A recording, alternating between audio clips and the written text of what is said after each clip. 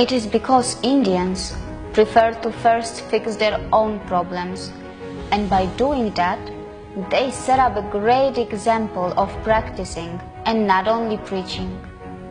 They say that the 21st century belongs to Asia, and within Asia, the world has already started to witness the sensational rise of the ancient power India, which in the 21st century will be reclaiming what rightfully belonged to them right through the human history.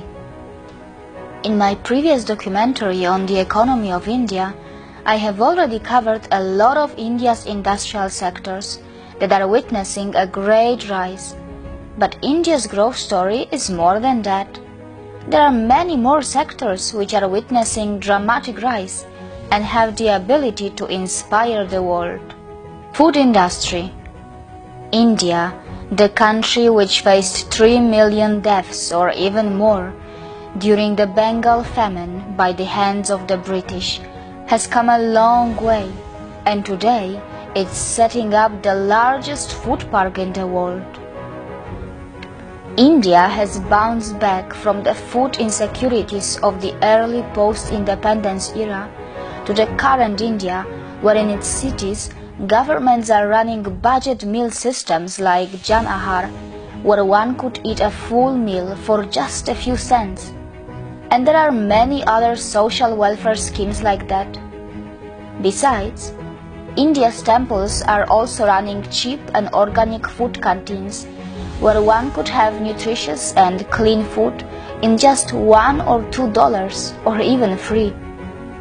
Further, who could forget the great Sikh people of India who serve absolutely free food to everyone, every single day at any given time of the day, and not just to Indians, but any human regardless of what country or religion they come from. And not just that, today Sikh temples have been providing free food for the poor British people on the land of the UK and in other parts of the world as well. Power sector.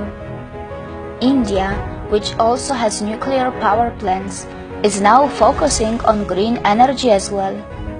In case you are starting to worry that India will do what China and the USA did to the environment, here is good news. Even with its massive population and exploding growth, India comes nowhere close to the per capita carbon dioxide emissions of other nations. India is developing in times when the green energy technology is no big deal. India has already taken huge steps in order to be the green energy hub of the world. Did you even know that India has some of the world's largest solar power plants? Telecom sector. India is currently the world's second largest telecommunications market. Did you know that Indian telecom companies are expanding to other parts of Asia and Africa already?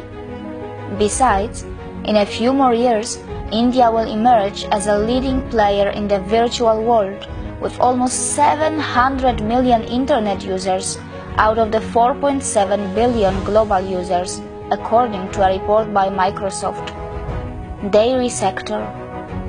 The indigenous holy cows of India are truly holy when it comes to the quality of their milk. Did you know that the indigenous Indian Vedic cows produce A2 milk, which according to the scientists is considered the best type of milk for human consumption? It is not a surprise that Brazil, which is now a big player in dairy, realized it a long time ago and imported Indian breed cows. India has always been as one of the top milk producing countries in the world. Steel industry. India is a giant in producing crude steel. Did you know that it is already one of the top 3 largest crude steel producing countries, and it is continuously growing even more? Coffee, tea and tobacco sector. India is one of the biggest exporter of its finest quality tea, which comes in many varieties. It is also witnessing a very interesting growth in coffee and tobacco production as well. Interestingly, some of it were introduced in India by its invaders. But then one can always say that India did not have to invade Brazil to introduce their A2 cows, and did not have to colonize the world to introduce its yoga. Indian consumer market. The country, with the official population of nearly 1.3 billion people, has a super giant consumer market. India is not just about the rich or poor, as your country's media is showing you. Its middle class is literally exploding with a very high purchasing power capacity. The good news is that a majority of its massive young population is fast getting urbanized. At the same time, India's government has realized that it is not going to sacrifice the villages of India during this rapid urbanization and will keep the soul of its villages alive. Road infrastructure. India already has the second largest road network in the world, which is somewhere around 5 million kilometers. Indian government has been building mega highways for quite some time and is planning to add around 66,000 kilometers of road, and it's targeting to build an astonishing 30 kilometers of road every day. Besides, how many of you actually knew that India is the largest exporter, producer of handmade carpets in the world? It is also one of the biggest exporters and producers of cashew nuts and cotton yarn, and it also has a booming chemical industry. And we must remember that all the money and economic wealth that India is earning is its hard-earned money, not an easy wealth generated by selling crude oil as many other rich nations. India will continue to serve the humanity in the world and will continue to play the role of the mother for the world by its both types of wealth, spiritual and economical. India is a country which is the only place in the world where all religions have been coexisting for the longest period of time.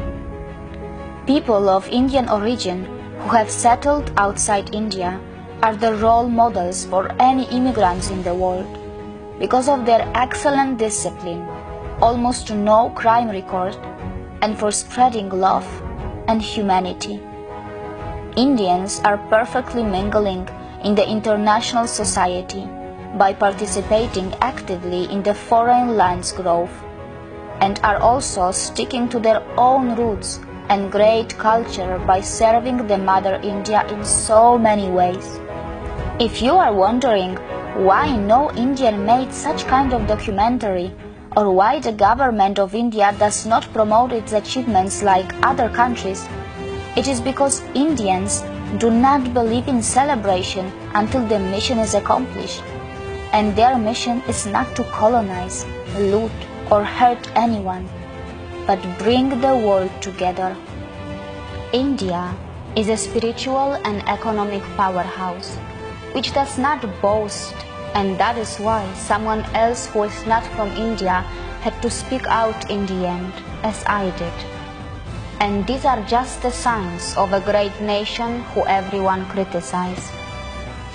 But India doesn't criticize others just to justify their own problems, because India likes to be the change that it wants to see in others. Most of India's own problems are a gift from the invaders, but India knows that to make the world a better place, it has to grow not only economically, but it also needs a moral and spiritual growth, which further can lead to the organic growth of the world. As much before than the modern globalization of today, India had realized that the world is one big family. See you again.